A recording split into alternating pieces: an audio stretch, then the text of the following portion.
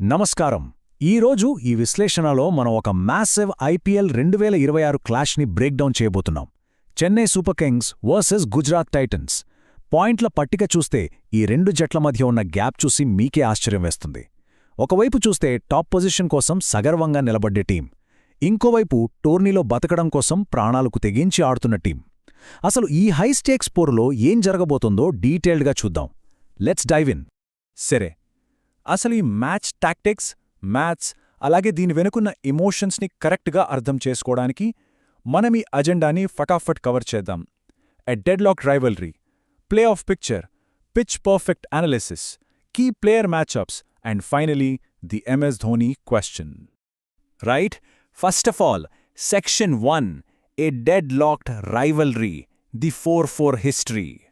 On paper చూస్తే మాత్రం ఈ రెండు జట్లు ఒకదానికొకటి ఏమాత్రం తీసిపోవని వీటి హిస్టరీ క్లియర్గా చెబుతోంది.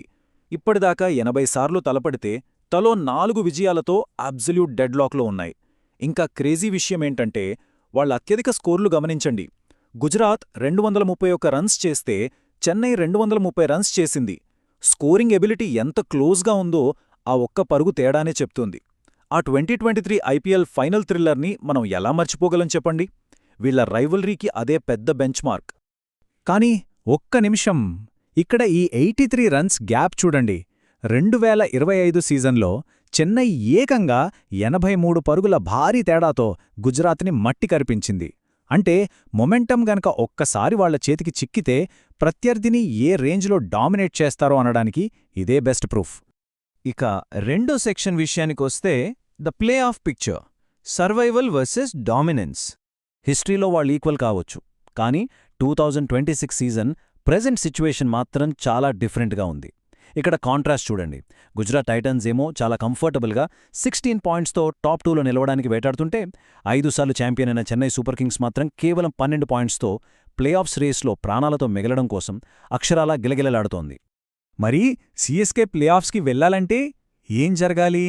ఇక్కడ ఒక అద్భుతమే జరగాలి. స్టెప్ 1, గుజరాత్పై ఖచ్చితంగా, అది కూడా చాలా భారీ తేడాతో గెలవాలి. స్టెప్ 2, ఆ తర్వాత రాజస్థాన్, ఢిల్లీ మరియు పంజాబ్ వాళ్ల మ్యాచుల్లో ఓడిపోవాలి. ఇదంతా జరగాలంటే ఒక మిరాకిల్ కోసమే వెయిట్ చేయాలి మనం. మూడో section, pitch perfect analysis, Chepauk versus Ahmedabad. Ground conditions మ్యాచ్ని ఎలా శాసిస్తాయో ఇప్పుడు చూద్దాం. ఈ రెండు పిచ్ల మధ్య ఉన్న తేడా అస్సలు నమ్మలేం. చెపాక్ స్టేడియం పూర్తిగా స్పిన్నర్లకు స్వర్గధామం. ఇక్కడ స్పార్ స్కోర్ 189. స్పిన్ వేరియేషన్స్కి ఈ పిచ్ బ్రహ్మాండంగా హెల్ప్ అవుతుంది. కానీ దానికి కంప్లీట్ ఆపోజిట్గా అహ్మదాబాద్లోని పిచ్ ఒక పక్కా బ్యాటింగ్ బెల్టర్. 190+ score guarantee. పైగా ఇక్కడ పడే వికెట్లలో 80% పేసర్లకే దక్కుతాయి. కాబట్టి స్పిన్ కోట నుండి ఇలాంటి పేస్ ఫ్రెండ్లీ గ్రౌండ్కి మారడం వ్యూహాత్మకంగా ఇరు జట్లకు చాలా పెద్ద సవాలు. ఇక సెక్షన్ 4, కీ ప్లేయర్ మ్యాచ్అప్స్. ఈ మ్యాచ్ గతిని మార్చేసే యోధులెవరో చూద్దాం. ఫటాఫట్ ఈ టాప్ పర్ఫార్మర్స్ని చూసేద్దాం.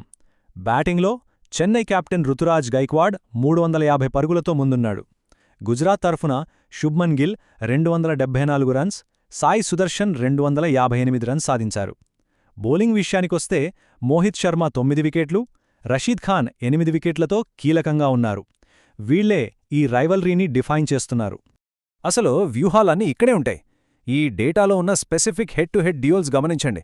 అఖిల్ హుసేన్ కేవలం 31 బంతుల్లో 29 పరుగులే ఇచ్చి శుభ్మన్ గిల్ని 2 సార్లు అవుట్ చేశాడు. అలాగే మొహమ్మద్ సిరాజ్ వర్సెస్ సంజూ శాంసన్ పోరు చూస్తే 35 బంతులో 40 రన్స్ ఇచ్చి 3 సార్లు శాంసన్ని పెవిలియన్ పంపాడు. రేపు మైదానంలో ప్రయోగించబోయే అసలైన వ్యూహాలు ఇలాంటి స్టాట్స్ పైన ఆధారపడి ఉంటాయి.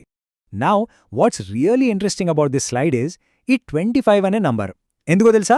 గుజరాత్ టైటన్స్ పవర్ ప్లేలో ఏకంగా 25 వికెట్లు పడగొట్టింది. అది కూడా కేవలం 8.6 ఎకానమీ రేట్తో. వాళ్ల కొత్త బంతి పేస్ అటాక్ ఎంత క్లినికల్గా ఉందో చెప్పడానికి ఇంతకంటే ప్రూఫేముంటుంది? ఎగ్జాక్ట్గా ఇక్కడే చెన్నైకి పెద్ద ముప్పు పొంచి ఉంది. ఎందుకంటే ఓపెనర్గా వస్తున్న Chennai captain Ruturaj Gaikwad power play strike rate కేవలం 124.6 మాత్రమే. గుజరాత్ లాంటి భయంకరమైన పేస్ అటాక్ ముందు మొదటి 6 ఓవర్లలో వేగంగా రన్స్ చేయలేకపోవడమనేది సిఎస్కే ఆర్మర్లో ఒక పెద్ద లోపంగా చెప్పొచ్చు. Section 5, the MS Dhoni question. End of an era? కొద్దిగా ఆగే ఆలోచించాల్సిన సమయమిది. మనందరికీ తెలిసిందే, గ్రౌండ్ బయట ధోనీ ఫిట్నెస్ గురించి చాలా రూమర్స్ తిరుగుతున్నాయి. కండరాల గాయాలతో తీవ్రంగా ఇబ్బంది పడుతున్నా సరే ఆయన ఇంకా గ్రౌండ్లోకి వస్తున్నారంటే అది ఖచ్చితంగా చెపాక్ ఫ్యాన్స్ కోసమే అనే మాట బలంగా వినిపిస్తోంది. ఎలాంటి హంగామా లేకుండా చాలా సైలెంట్గా ఒక రిటైర్మెంట్ ప్రకటించే ఆలోచనలో ఆయన ఉన్నారని ఈ రిపోర్ట్స్ చెప్తున్నాయి.